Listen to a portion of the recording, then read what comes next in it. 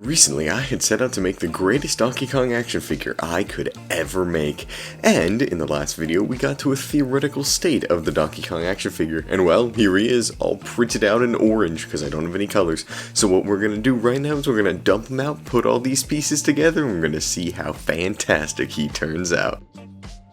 And as you can see, the quality of the print isn't the greatest. This is because this was done in PLA, and it was just mainly a test print, just to see how the models work in an actual 3D space. They look alright, I will definitely be printing them better, but we do have a fair bit of bad news. As you can see, here's DK all assembled, and he looks alright. You can move the arms up and down, but unfortunately, that's kind of it. So, the model we made in the last video comprised entirely of cup and ball joints, and well, that's not the greatest design when you need things to move in 90-degree angles. And as you can see right here, DK's arms just completely pop off. There is no way you can actually bend them at all, and the best they can do is swivel around. So, it looks like it's time for us to make a new Donkey Kong model. So, let's get right into that. Now, since the last video was the entire process of 3D sculpting, I'm just going to skip ahead and show you the new adjustments. Right now we got his new arms, and look at this. Ignoring the little peg right there, they will be able to hinge at a full 180-degree angle, believe it or not. And it can also swivel up and down because this will be set inside of the joint, and then you can also turn it around. So that'll work much better than the ball and cup joints we had before. And of course, it's the same exact thing applied to the leg, just in a slightly different shape. If we ignore the peg one more time and actually ignore the pivot point, it will pivot exactly where it needs to, and it'll look just like that as you see on screen. So now all we need to do is print this model out and assemble it, and then we'll finally have our perfect Donkey Kong action figure. And so begins the assembly. As you can see here, I have every single piece printed out. These were actually printed out in SLA, which is resin printing, in which you dunk the model inside a giant vat of resin, and little lasers will harden it as it goes up. It is much more structurally integrated than the PLA because it isn't being built upon itself while already existing. It's being hardened as a solid piece. And also, as you can see, I've made some new adjustments to other things I didn't mention just before, like the feet, because I actually took a screenshot from the game and realized that Donkey Kong's feet are a lot more ovular than they were when I made them the first time. I've also taken the liberty to make some new accessories. I've added in a brand new DK head with the banana eyeballs, I've added in a couple new hands, and I've also added in some little fossil accessories and bananas. But first, let's take a look at this new articulation. As you can see right there, it's a little bit of a hinge joint that'll now be stuck inside and pivot back and forth. Unfortunately, I did not do these to the best of my ability, but don't worry, we'll cover that later on in the video. But anyway, now we can just enjoy some of the new accessories like this ginormous Banandium gem. We also have a little bit of the DK fur color boxes, which I think is a pretty neat accessory, and we've got a few others like the fossils and the 100% balloon and all the things you could ever want DK to have. And you, of course, can't forget about DK's little buddy Oddrock, so we've printed him out all right here. And no, I'm not making Pauline in this video, and I don't think I ever will unless I redo this whole project. But anyway, we have Oddrock, and he looks super awesome and tiny.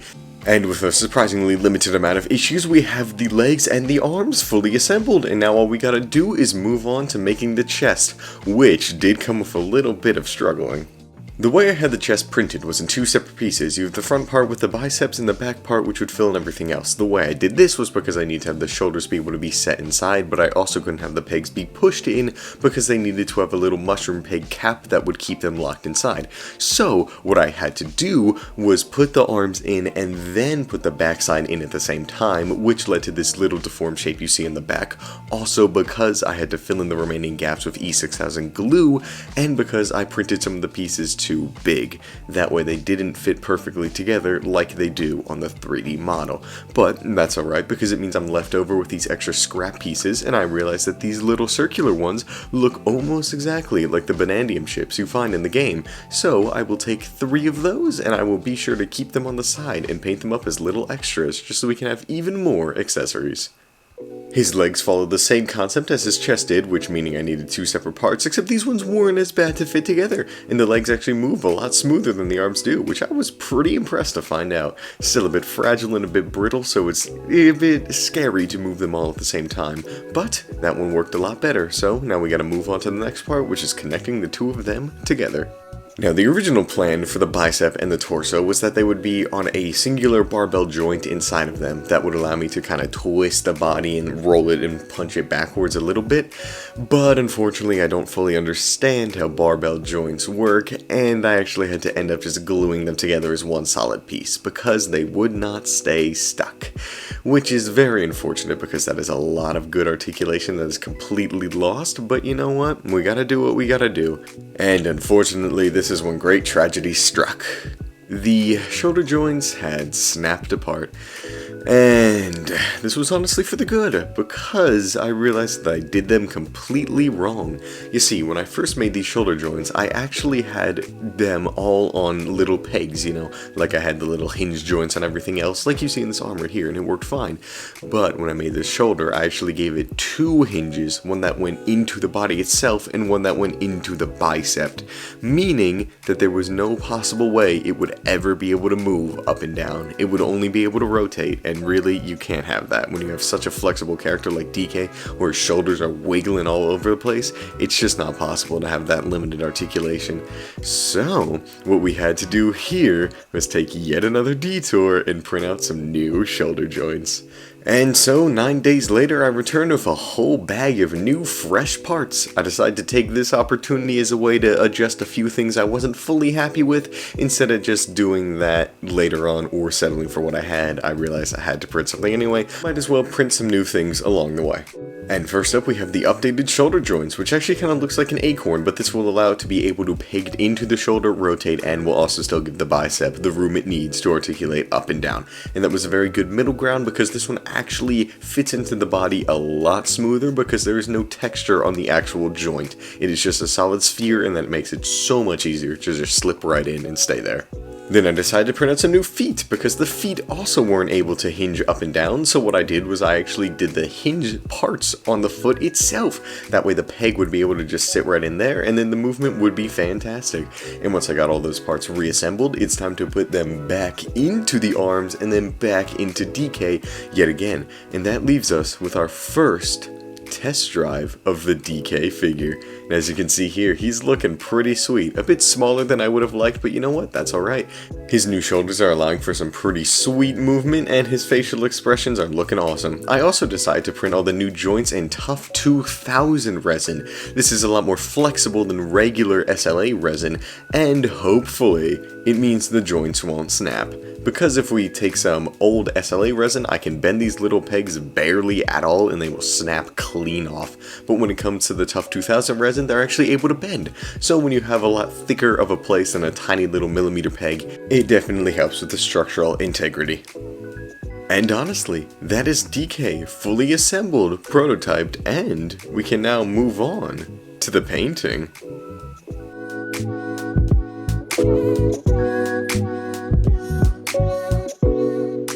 The painting begins, just like any other painting part, with our good friend, the Palette de Papel. Oh yes, you didn't forget about it, did you?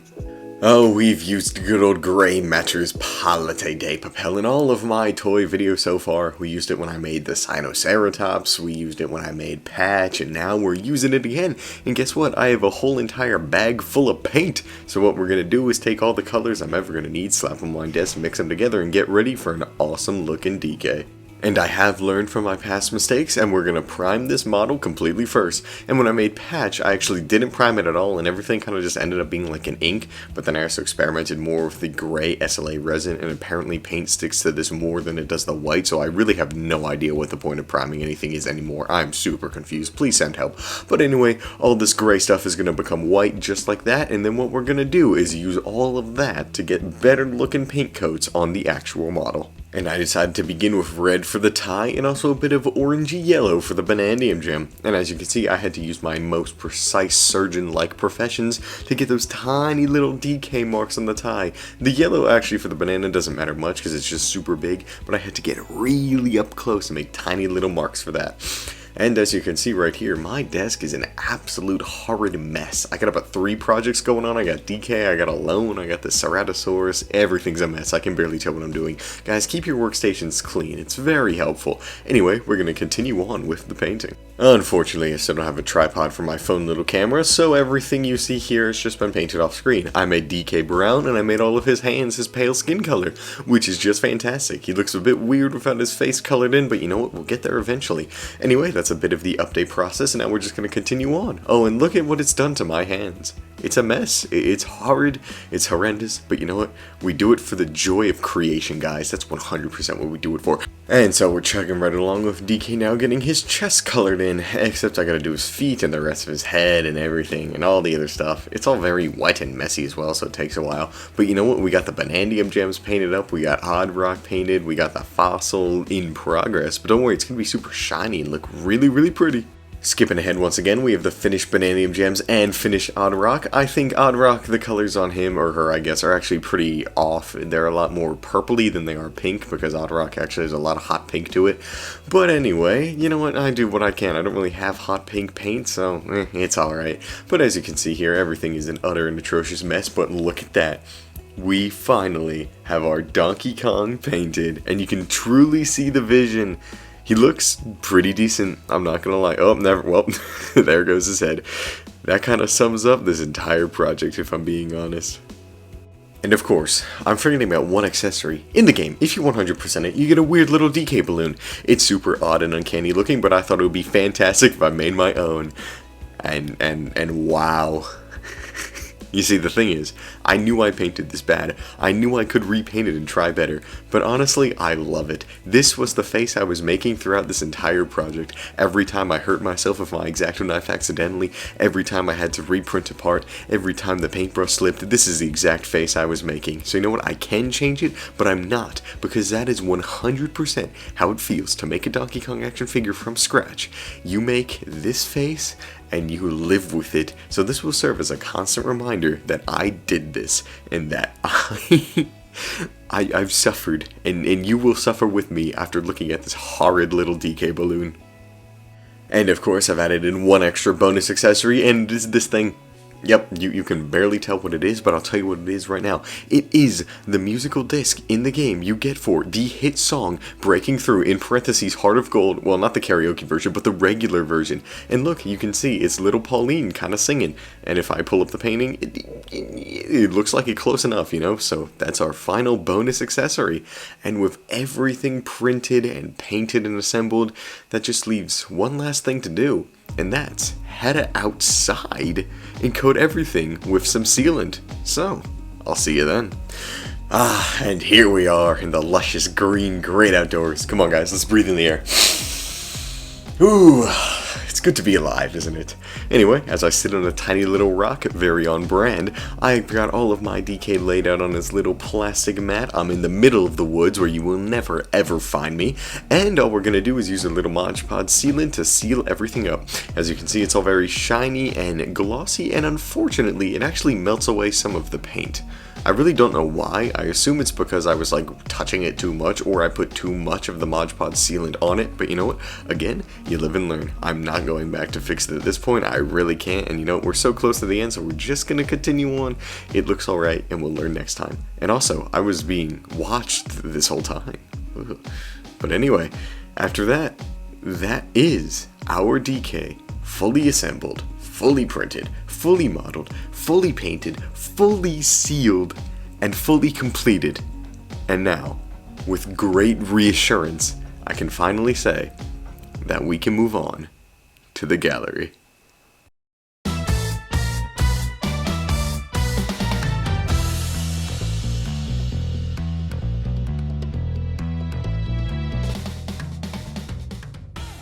Oh my goodness, we have finished. I want to say a few things. Number one, this project was so much more than I ever could have anticipated. I know at the start of the first video, I talked a big game going, oh, the DK action figures are so bad, har har har, I could do a better one in my sleep. I was wrong. What you see here is not a better DK action figure than the ones we saw. In fact, I think it might be worse, and I'll tell you why. The hands, as you can see, do not fit into the sockets. I made them wrong. The joints themselves broke every time I tried to use them. I made them wrong. The head does not sit on his neck. I made it wrong. The expressions don't really look that great anyway. His feet don't move. Even after I tried to make them twice, I made them wrong. His body does not swivel or hem or haw or crunch or roll or whatever you want to call it. I made it wrong. The only thing I did correctly was not give up.